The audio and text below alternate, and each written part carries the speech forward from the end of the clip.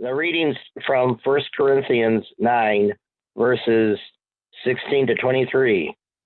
God entrusted Paul with the responsibility of bringing the gospel to diverse people. Hence, the focus of Paul's ministry is not his own rights or privileges or as an apostle, but the privilege of serving God by freely sharing the good news of Christ with others. Excuse me. If I proclaim the gospel, this gives me no ground for boasting, for an obligation is laid on me, and woe to me if I do not proclaim the gospel. For if I do this of my own will, I have a reward. But if not of my own will, I am entrusted with a commission. What then is my reward?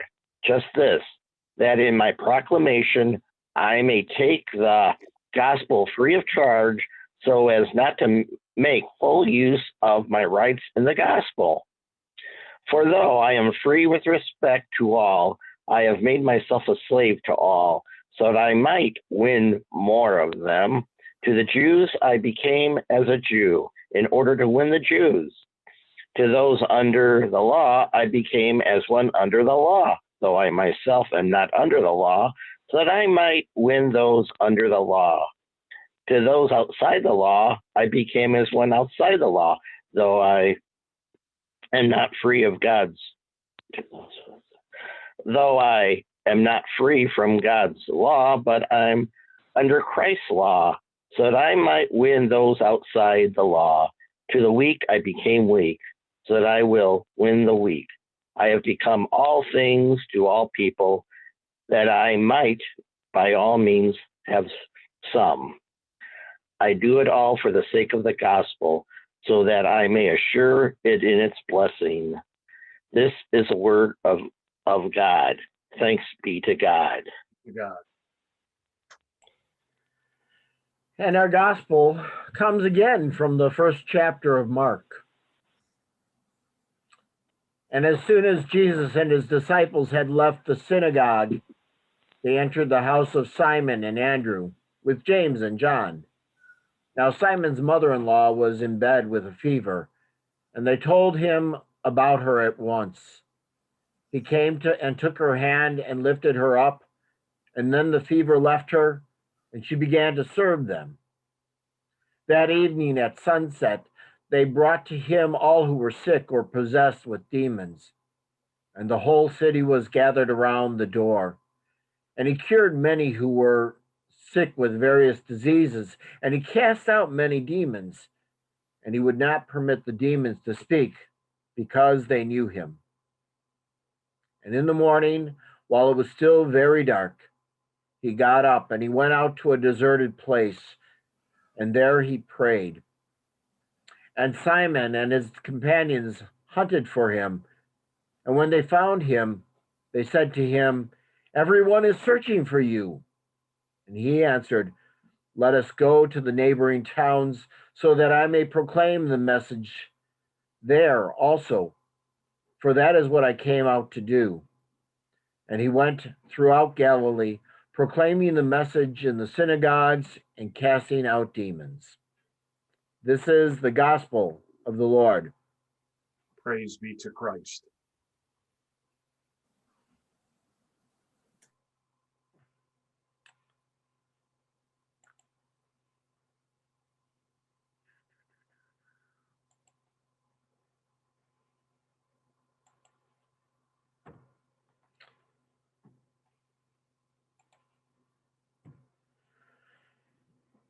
Very good. Well, I wanted to kind of give you a summary because, believe it or not, we're still in the very first chapter of Mark. Mark packs a lot in. He doesn't kind of give us an overabundance of description, but he packs a lot of action into a very short amount of verses. And, believe it or not, I don't think we've really been out of the Gospel of Mark, except for the 1 week that we were in the Gospel of John, hearing about the calling of the disciples this season. So you can tell it's already very packed. It's a very packed gospel. So let me just kind of go through the summary of what happens again, just to remind us. They go to, after leaving the synagogue, they go to Simon's house, Simon and Andrew's house, and Simon's mother-in-law has a fever, and they tell Jesus about it, and Jesus takes her by the hand. The fever leaves her, and she gets up and starts serving them. Right after that, it says that many hear about this. The whole city is gathered, and you have to imagine this is just a crowd pushing in, because those the gaps between houses is not very big. So you have to imagine this is quite a crowd gathered in outside the home, and Jesus heals many. Um, and then in the morning, while it's still very early, while it's still dark, Jesus goes out to pray in a very desolate place. The disciples find Jesus. They beckon him to return because the crowds are longing for him. And then finally, Jesus reminds them of the mission, his mission, to proclaim the message. And then he goes, and it says he went throughout Galilee proclaiming this good news. These are all of those wonderful aspects of Jesus' ministry that he is taking care of. Jesus is involved in all these things. I'm going to take us through a little bit more in just kind of elaborate on each of those aspects. So the first part of the story is that Jesus heals Simon's mother-in-law. Now, there's some significance that happens in this. Jesus, first of all, is breaking the norms and the rules. Jesus already had, if you remember last week, had cast out demons, a demon-possessed man. That's already, an unclean and untouchable. But now Jesus comes, and he comes to a woman, and he's touching. He grabs her by the hand. Remember, in that day, the cultures of what was norm and what was right. Jesus comes and breaks that. He reminds us that even though this is Simon's mother-in-law, this is also his child. This is also his daughter. This is also somebody who is worthy of Jesus' attention. And secondly, that Simon's mother-in-law immediately after this fever leaves her, immediately begins to serve. I think for so many people, when they read this is the thing. She just got out of the sick bed and immediately begins to serve. It reminds us a little bit that our purpose is to trust God, but also to know that our purpose is about serving. Secondly, Jesus heals the crowds. There's many crowding in. It says the whole city came to see him. That somehow this word has a fire to it. It has an abundance that somehow spreads like wildfire throughout the town, and this whole city has come. Now, maybe this is hyperbole, but maybe this is a description of how powerful Jesus' ministry is, and many people come. He cures many, and I think this is an interesting thing. Why does the gospel say he cures many? It suggests that there's very a number who are healed, but a number who aren't. So why is this? And it says that demons know him but are able to speak his name. And I'm going to come back to this a little bit later. But one of the things that we learned about is that this is the second time that Jesus does not allow the demons to speak. And we heard this last week when he cleans or he rids the man of the unclean spirits, that the demons somehow know him, but Jesus silences them and makes them unable to speak. And some of this comes back from the notion and the understanding that in the gospel, to have and be able to name something gives you power over it. And Jesus does not let the demons have power over him. The next part is that Jesus gets up very early in the morning. He finds a desolate place and he prays. Now, this has probably been an exhausting night for him.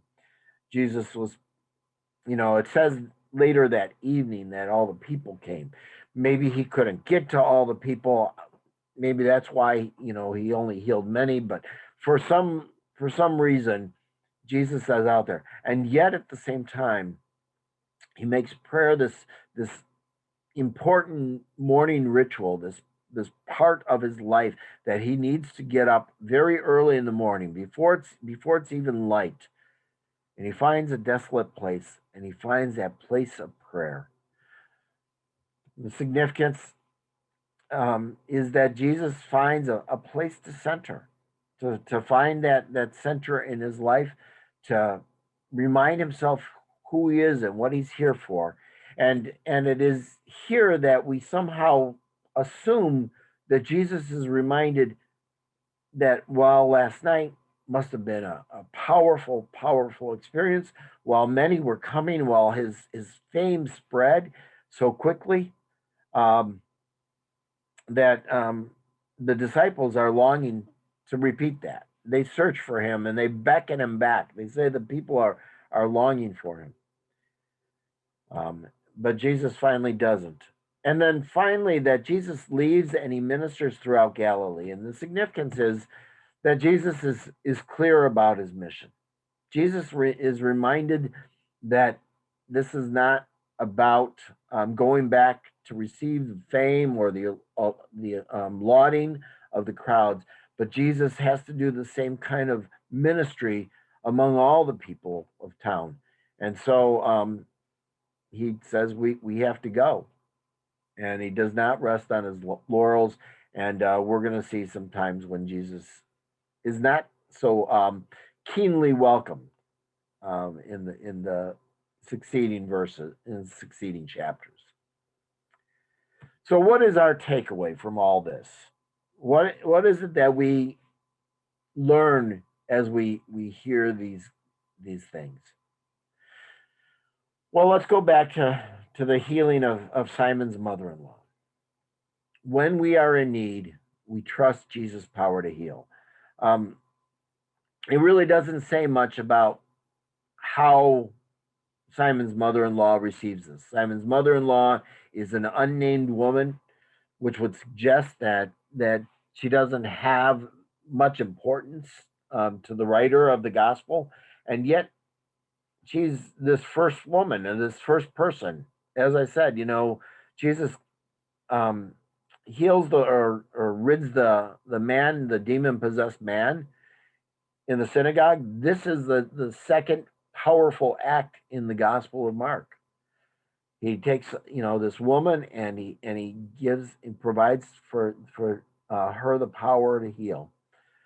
There's so many people in my hospice experience that I come and it's in some ways a cultural experience, but in some ways it's a really powerful experience to hear people that even though they know that they are in hospice, they know that doctors have said that a person's life is nearing its end. There are people who don't want to talk about that. Now, sometimes we call that denial, but I think partly there's a cultural aspect that somehow if I don't let go of my hope, I don't let go of my trust that God can do all things, that all things are possible through Christ. And I think, we can maintain that. I tell people, my job, in a hospice is to kind of make sure that people are dealing with reality. But my job is not to take away hope. Hope is such a powerful, powerful element. And we gather that in any way. So sometimes, I spend time revealing and renaming and redirecting what healing can be. But I tell people, just because you expect a miracle, so do I. I expect miracles to happen. And I'm not sure where they're going to happen, but I do expect them. And so when we are in need, we trust that Jesus has the power to heal, that Jesus can heal those things. And not necessarily in the ways that in the manners we want or the manners that we expect, but we expect that Jesus comes beyond that. Secondly, that when we're healed, our role is to serve. That there's something about this notion of when we are made whole, what is our role? In the reading from the first reading from First Corinthians, Paul writes, my purpose is to carry out and to preach the gospel, to proclaim this gospel. That is who I am. That is what I am called to do.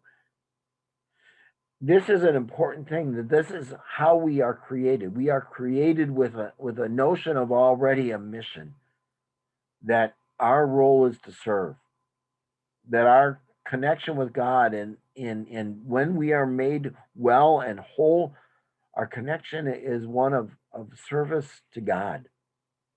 And so this is an important thing.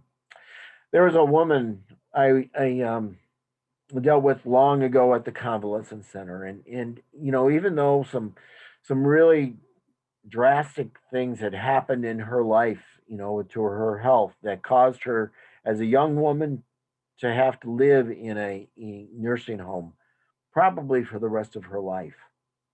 This woman was a powerful resource because as she found ability to do things, she took full advantage of those things. She used them not only to take joy in her own life, but often she was there to help other people. And every moment that she was able to help someone, she was able to bring joy to those lives. But she also brought joy to herself.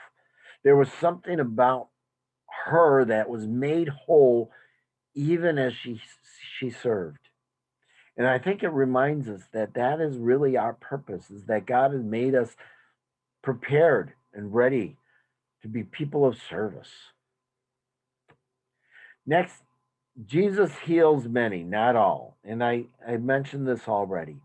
We're not really sure why not everyone was healed. Not everyone receives this. Maybe again, it's because the healing that was expected, the healing that they saw in somebody else, wasn't replicated in themselves. But why isn't Jesus there? Sometimes I remind people that that there is this understanding of timing, that maybe I I have a good friend who was quite a minister to me, and she reminded me that God always answers our prayers. He says, often it's yes, often it's no, and often it's not yet. And so I remind people that not yet doesn't mean that we're not healed. It just means that it's not happening at this time, that there's something in this purpose of our journey, of our healing, of our pilgrimage. And we know that. We know that many times in our own lives, that we actually learn most from the times of our failure, from the times of our vulnerability, from those times that we are maybe weakest. And so I remind people that maybe that is the answer of the healing that Jesus is performing. Another takeaway is that the healing of the sick and the casting out of demons, they're conjoined. Jesus heals the sick and he casts out demons. And he really makes this whole understanding of healing a spiritual aspect. That spiritual is healing, and healing is that healing is spiritual, but our spiritual is also healing.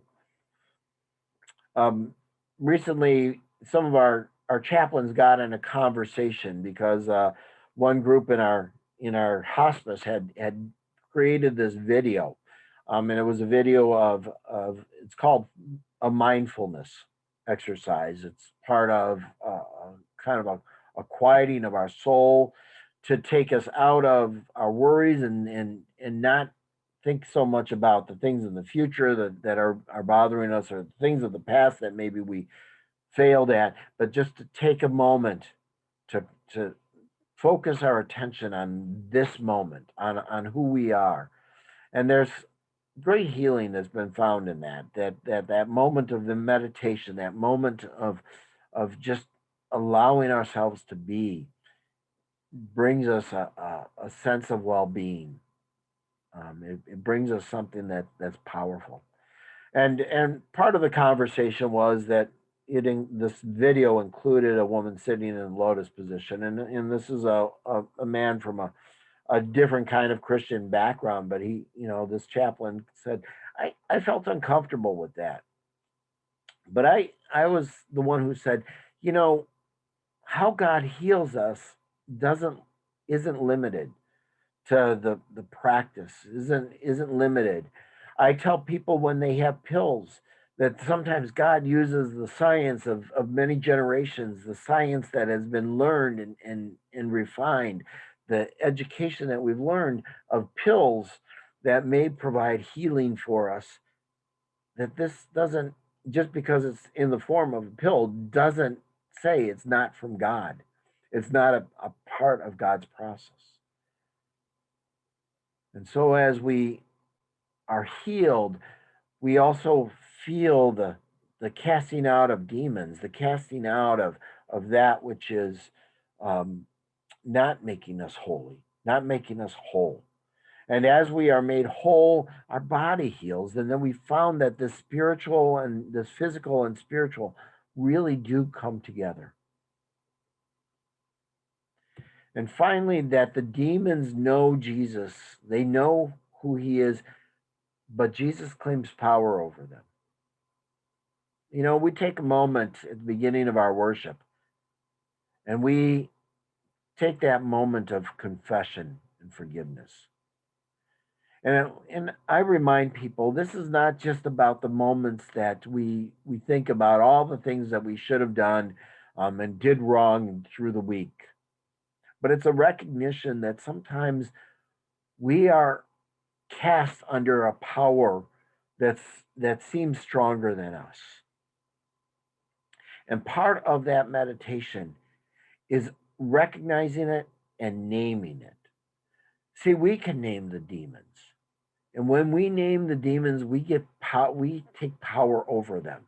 When we understand that, we're a procrastinator, when we understand that we are addicted to something, when somebody says, "Hi, my name is John and I'm an alcoholic," we take power over that.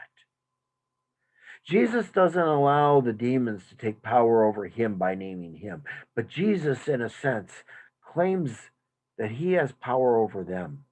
In that moment where we claim and name the demons in our lives, we start to claim power over them.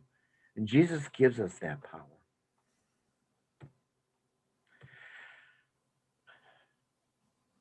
Again, we remember that, and like I said, this gospel is really jam-packed with things. But one of the things that becomes very central in this gospel is that Jesus takes time to pray. Jesus goes out, and as a matter of fact, this takes a couple verses. So in 10 verses, a period of time is actually spent that Jesus takes time and he goes out to pray. And that prayer is essential for him. You'd say, well, Jesus is God and God is Jesus and they are one.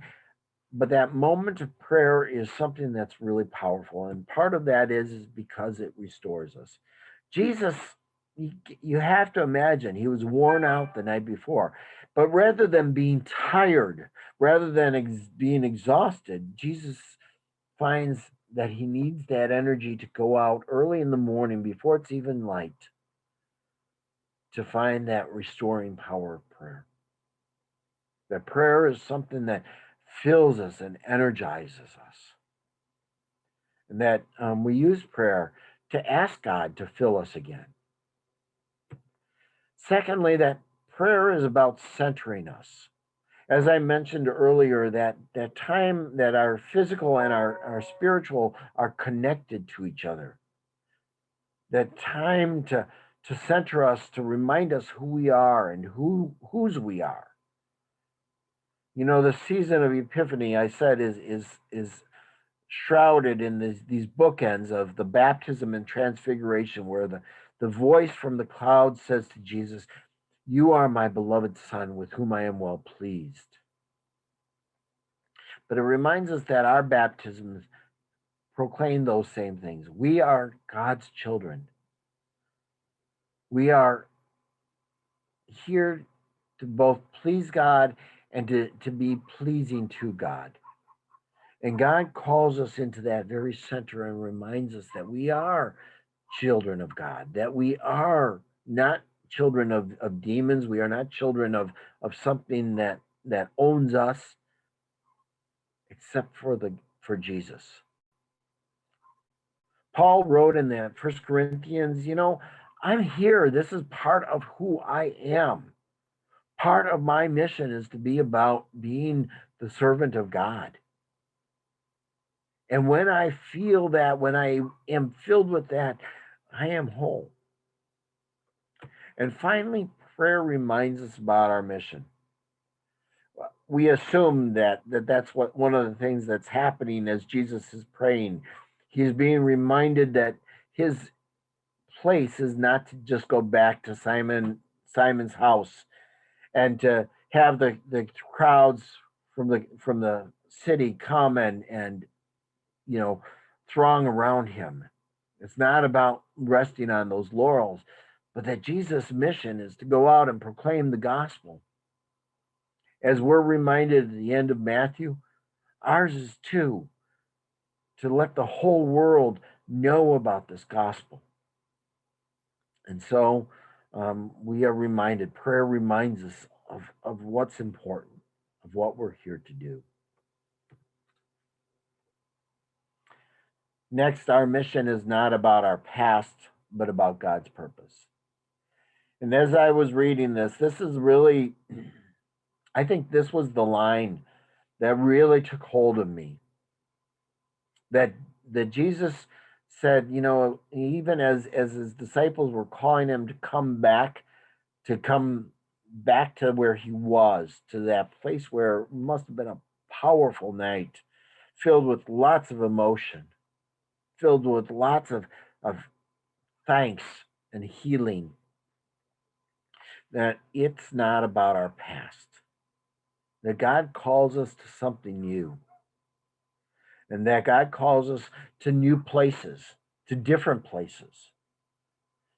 As I think about this is something that, as we hear this in the church, I continue to be reminded that I believe God is calling our church to that next place. Not only Trinity, but the Lutheran Church and the church as a whole, that God is calling us someplace else. And God is calling us to be about ministry, to proclaim this gospel in ways and places that are unfamiliar to us. And finally, the takeaway is that our mission is to proclaim the gospel. This proclamation comes about in living the gospel. This proclamation comes about in being people of service. This proclamation comes about in doing what we can to heal and restore the world.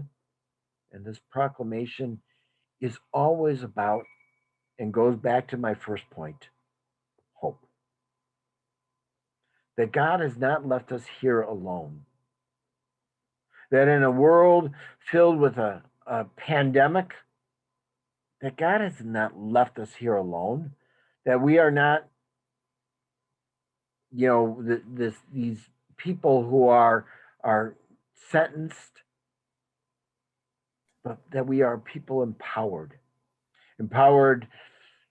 to do what we can to bring about healing, to proclaim that even in our own vulnerability, in our own weakness, in our own power to kind of diminish our power, our own autonomy, that we do this in a mission of proclamation of the gospel. Even as we worship on this online format, which, I don't know about you, but I somehow find really just difficult. It doesn't preclude us from worshiping. It doesn't preclude us from focusing our attention on God once again. And it doesn't preclude us from being the people of God. And it does tell us that we care about others, that our mission and our proclamation of the gospel is that others matter. And so when we choose not to gather today for a Super Bowl party because there's a virus out there that can kill, that we will diminish our own joy and our own need for socialization, because God gives us enough. God heals us enough. And God allows us to find other ways to proclaim that gospel. This is the gospel. This is what Paul says in 1 Corinthians, that God has made him able to take on all kinds of personalities and all kinds of mentalities and all kinds of ways of approaching people, because he's focused on one thing. And that one thing is who he is and who God's called him to be. It's not about doing it for his own purposes. It's not about lifting up his own level of self-importance, but it's about following the purpose and the mission of who God has called us to be. As we gather, as we continue on, I'm going to be, part of that process of calling us. Who are we as Trinity called to be? Who are we as children of God called to be? How has God called us and lifted us up and restored us once again to heal, but also to serve? How has God called us into a place of prayer so that we can find that center of who we are and understand what our purpose is? I am grateful for this opportunity to be your pastor.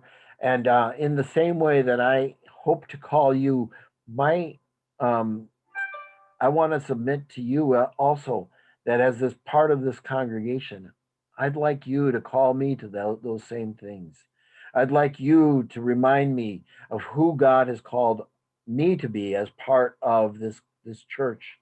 I ask you to be part of the people who continue to reach out to me, to lift me up from places that keep me down, that I might be a better servant, that I might be a better prayer, that I might be a better leader, that I might be a better person called in the same mission to proclaim God's gospel.